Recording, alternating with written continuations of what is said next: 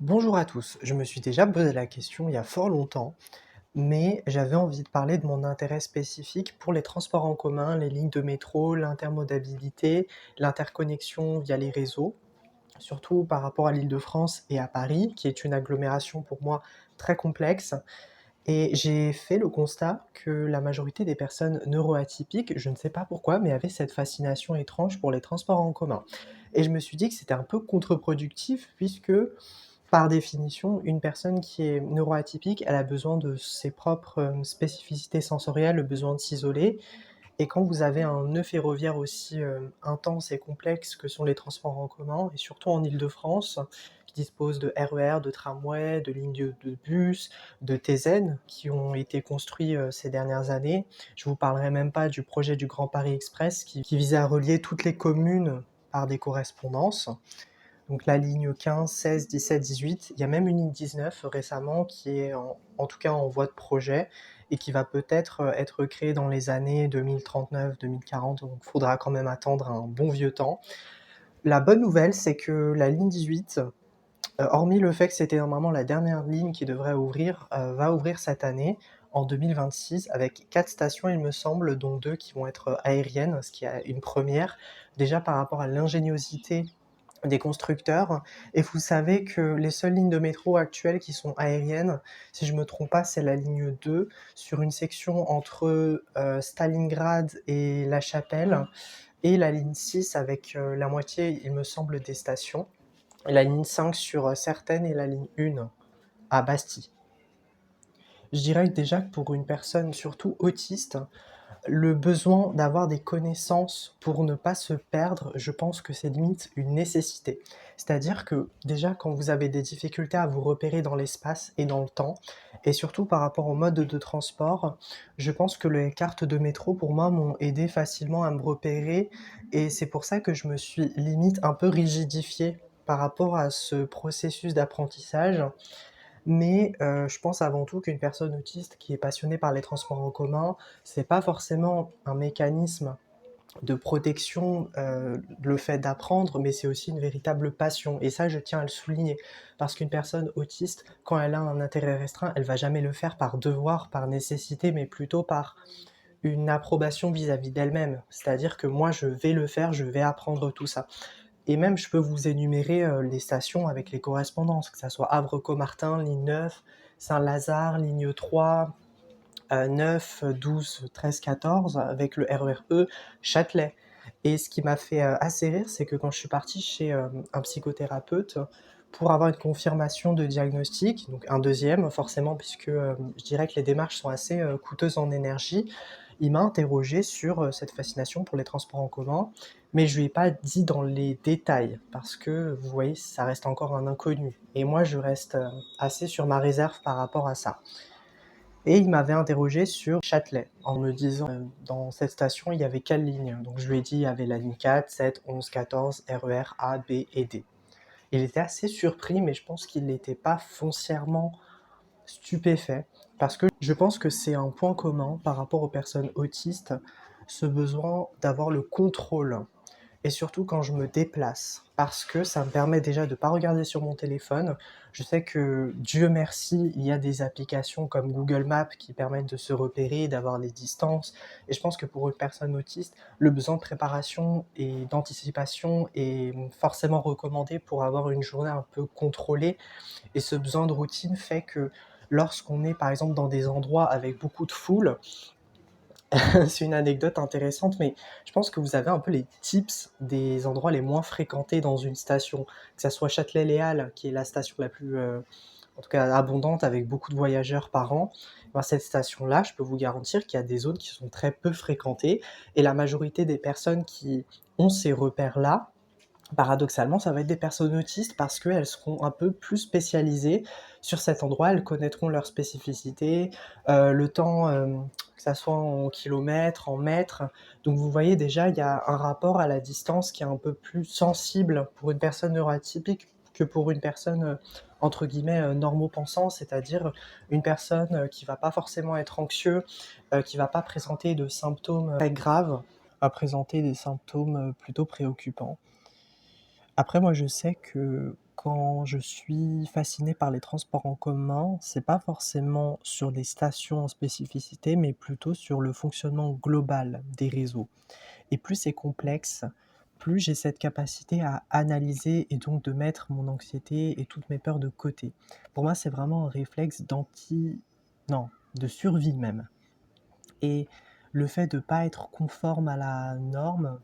va faire que je vais un peu surexploiter ce don. Je peux parler de don parce que je peux, connaître avec précision, les interconnexions, les stations fantômes, que ça soit Axo, vers la Porte des Lilas, et je connais un peu aussi l'aspect historique du métro parisien. Je sais qu'il y a d'autres personnes autistes qui vont plutôt s'intéresser aux matériaux, que ça soit pneumatique, sur fer, parce que ça va les permettre d'avoir ce côté plutôt ingénieux, de savoir les structures du métro, l'évolution, les métros automatiques. Ça, je ne vous l'ai pas dit, mais ça m'intéresse énormément, surtout avec l'automatisation. Pour moi, c'est vraiment un sujet qui à la fois me fait peur, mais aussi me fascine, parce que je me dis, mais comment toute cette structure peut marcher de manière indépendante.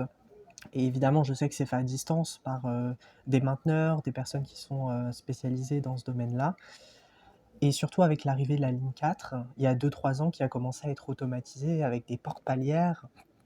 Et je sais pas vous, mais pour moi, la meilleure ligne, en tout cas qui m'a toujours assez subjugué, je peux même parler de ce terme-là, subjugué, oui, c'est un très fort mot, mais pour moi, c'est véritablement une émotion que m'a suscité cette ligne, c'est la ligne 14. La ligne 14, je m'en rappellerai toute ma vie.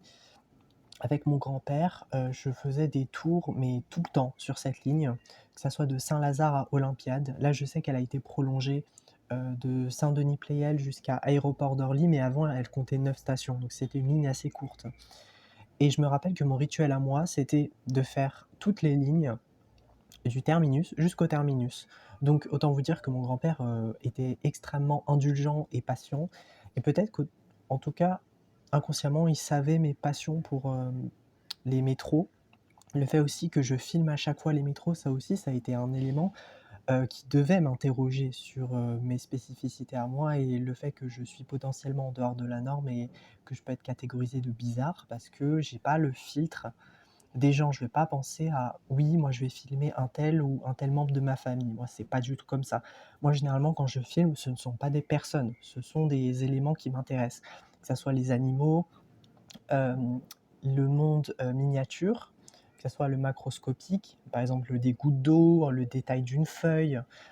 Donc toute cette beauté que la majorité des gens pensent être futile, pour moi, ça ne passe pas du tout inaperçu. Au contraire, et c'est pareil pour le métro.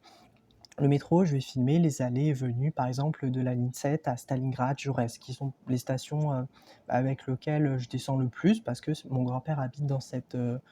je ne vais pas dire région, parce que c'est faux, dans cet arrondissement. Voilà, je cherchais le terme, arrondissement. Le développement urbain et la constructivité des lignes, il serait naïf de penser que le développement urbain n'a pas de conséquences sur notre manière d'interagir avec l'environnement et avec les autres. Je pense que ça a une conséquence irrémédiable, surtout par rapport à des personnes qui ne sont pas forcément intégrées de base dans cette société-là. Et ça fait que on se sent obligé, entre guillemets, d'être dans la norme, même si on ne sacrifie pas notre véritable nature qui nous sommes réellement. Et donc c'est pour ça qu'à la fois on est fasciné par ces modes de transport complexes, mais pour autant ça répond quand même à des contraintes qui sont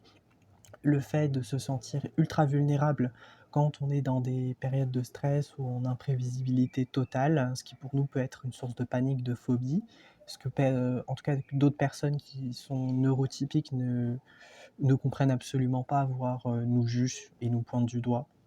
Et donc ça, pour moi, je suis intolérable sur ce genre de réactions, qui sont totalement fondées, enfin.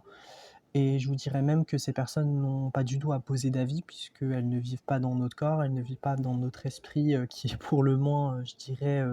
usant à la longue, le fait de trop réfléchir, de trop se suradapter. Mais pour autant, en tout cas, je pense que c'est véritablement un cadeau pour nous, parce que ça nous permet de rêver, de rêvasser, d'imaginer des lignes de métro, le futur, des mutations urbaines, ce genre de choses.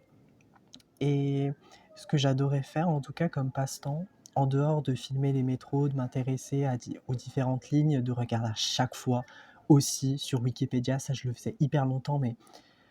les prolongements des futures lignes qui ont été envisagées, ça je le faisais tout le temps parce que ça me fascinait. Je me disais: «Mais quand, il y aurait de nouvelles stations?» Et surtout ce qui m'intéressait, c'était le design, de ces nouvelles stations. Je me disais: «Mais j'espère qu'ils vont pas, remettre, le même style, à carreaux blancs que moi je trouvais hyper fade et neutre», et je trouvais qu'il y avait aucune, humanisation derrière. C'était totalement déshumanisé et ça me je sais pas, ça me mettait mal à l'aise. Et je sais pas vous, en tant que personne autiste, pour moi la meilleure couleur c'est le bleu parce qu'elle est assez reposante, stimulante, mais en même temps, elle est pas trop, en tout cas c'est pas une couleur violente comme le rouge, comme le jaune qui m'agresse les yeux et ça me turlupine un peu, mais bon. Mais le blanc, je pense que c'est encore pire parce que ça représente le vide. Moi je déteste quand c'est pas rempli, quand il y a pas de quand c'est pas moderne aussi, et je trouve que en tout cas le métro parisien en tout cas a son charme, chic, surtout la ligne 6 avec, voilà, ces stations assez remarquables, la vue sur la tour Eiffel, le pont Bir Hakeim. Mais pour autant, je pense qu'il faudrait aussi s'intéresser aux personnes souffrant de handicap, que ça soit invisible et visible. Et surtout, le fait que les stations ne sont pas du tout disponibles pour des personnes en fauteuil roulant, ça je suis intolérable sur ça. Ça me sidère, ça me révolte et je trouve ça hyper injuste que des personnes qui n'ont pas accès à des transports en commun, d'autant plus qu'ils ne sont pas gratuits, donc la gratuité n'existe pas malheureusement, ce que je déplore.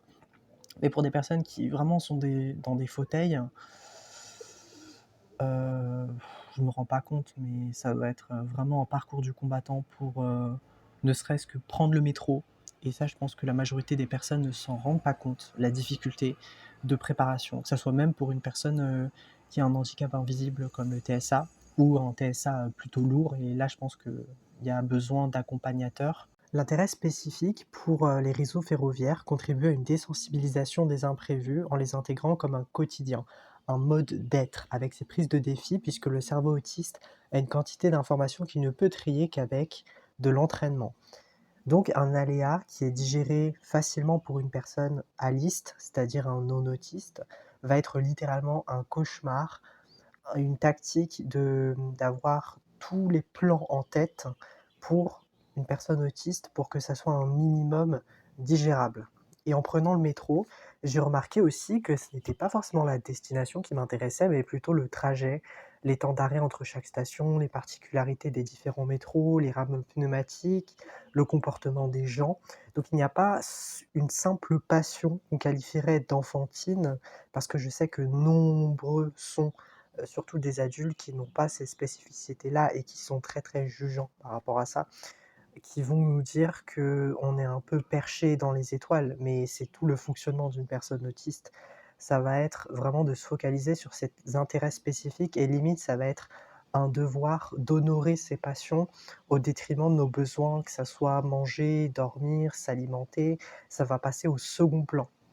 Et là aussi va être, le but, en tout cas de s'intégrer et de faire qu'il y a un certain équilibre à faire. Mais tout simplement, on ne pourra jamais ne pas vivre sans ce qui nous caractérise, c'est-à-dire nos intérêts spécifiques. Et je sais qu'il y en a d'autres qui l'ont pas forcément, mais là, ça va être plus parler de dépression, de déprime, du fait que leur énergie est totalement bafouée ou voire un peu en surproductivité, ce que je peux appeler le faux self. Et donc ces personnes ne peuvent pas avoir d'activité parce que ça va leur drainer le minimum d'énergie qu'ils ont. À travers ces passions-là, il y a une recherche de familiarité, à travers des décortiquages sociaux par l'objet du métro. Quand je vais aller dans un métro, je vais voir les gens, je vais les observer, leur comportement, la façon dont ils interagissent. Et ce que je remarque malheureusement, c'est que à l'ère des téléphones, il n'y a pas du tout d'expression de la part de ces personnes et bizarrement, ça me convient mieux parce que je suis une personne qui, quand elle a des stimuli sensoriels trop forts, comme des émotions, que ça soit le sourire, les bonjours et cetera, je vais être vraiment drainé par cette énergie un peu trop colossale par rapport à ce que je suis. Et donc moi, comme je suis une personne qui est plutôt réservée, voire un peu inexpressive, qui montre pas facilement ses émotions, qui va être beaucoup plus en retrait, et je dirais que je me sentirais beaucoup plus à l'aise dans un métro que, par exemple, pendant un repas de famille et c'est pour vous dire. D'autant plus que moi je décline forcément ce genre de d'invitation parce que je n'y vois pas forcément l'intérêt et en plus, ça va me coûter une énergie et c'est comme si j'étais obligé ou je me sentais un peu oppressé par, ce genre d'attente de la société, qui me paraît un peu, irrésolvable et pour l'anecdote, par rapport au métro, je jouais souvent à un métro, c'est-à-dire à l'être, à l'incarner,